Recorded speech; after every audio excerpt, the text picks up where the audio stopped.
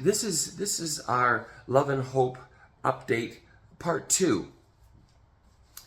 So one of the friends of our ministry who kind of thinks long term said, Jeff, what are you going to do when you grow? You got 1/3 of an acre. You can go maybe to 30 girls there. Surely you eventually got to have a plan.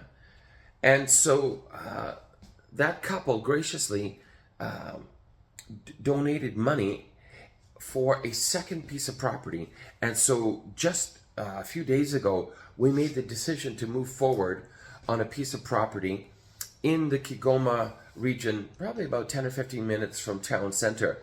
A raw piece of land, if you're from Alberta, it's like buying a piece of land off a farmer's field and, bringing in power, bringing in water. And in fact, in Alberta, you got to probably dig a well. But here, water is actually close enough for us to bring it in. And when it surveys out, it will be approximately 5 to 6 acres of raw land. Pretty level, not like rolly or anything like that.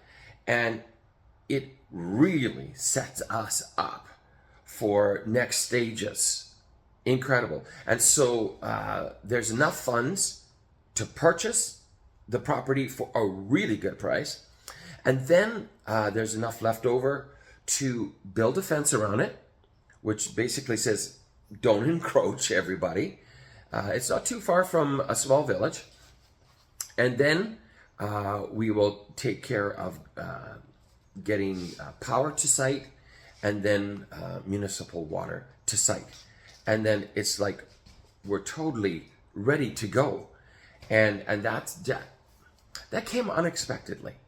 And so a lot of what we're doing as a board is catching up all the time because God continues to bring things along. And we're saying, wow, Lord, you've been very good to us. And so, as leadership, we want to be wise and faithful and diligent and definitely accountable. And I'll share in my third update how we have partnered with the Great Commission Foundation, especially for the accountability piece. So at our main property, the 1/3 acre, we have a small office building, 3 rooms, and then a very small toilet enclosure, and then a very small, we'll call it a shower enclosure, but really what it is, it's a bucket and a dipper, for over the head. But at least the girls can wash up, and go to the bathroom.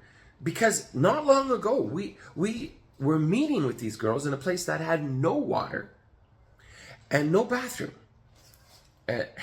And so we've come a long ways. And then we built this gazebo. They painted the gazebo. Now it's like a designer gazebo. Really, really neat. And we just finished a concrete floor in the gazebo. So that's where they do their sewing and their dance and their training and stuff like that. And so we're hoping to finish the inside of that little office building. It's a brick building, red brick. And so we need to finish inside walls. We need to, run lights and fans, put in ceilings, and make one of those rooms into kind of like a kitchenette. And then the other 2 rooms, we want to put bunk beds, and for the very first time, make it possible for girls to sleep on site. Because not all of them should be going home every night. It's, just because of their situation. And it's even a relief for some of the parents if their daughter can stay on site. And so, of course, that's increased cost. We'd have to make sure we have a lady on site 24/7. You know what I mean? And so, hey, we would consider that a positive problem.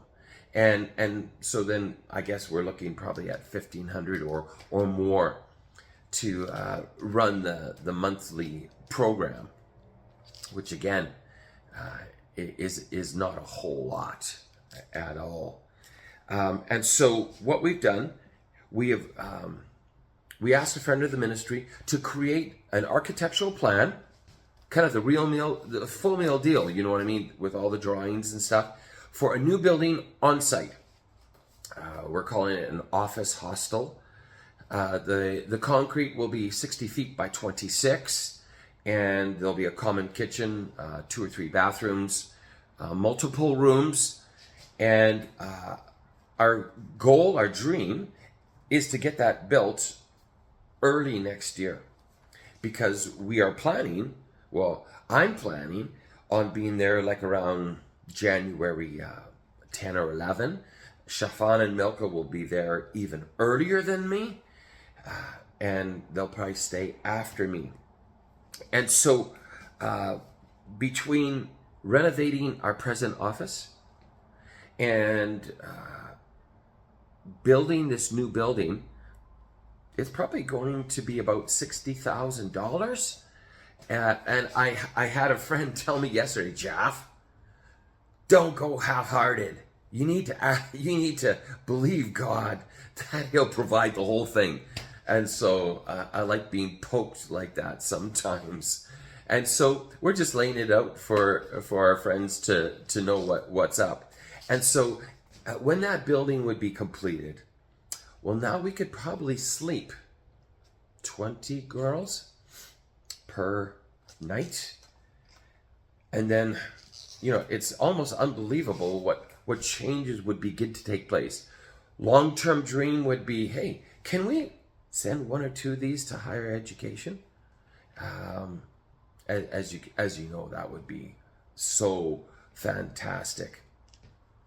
And so that is kind of our short-term thinking, and we're saying, wow, we're just so thankful.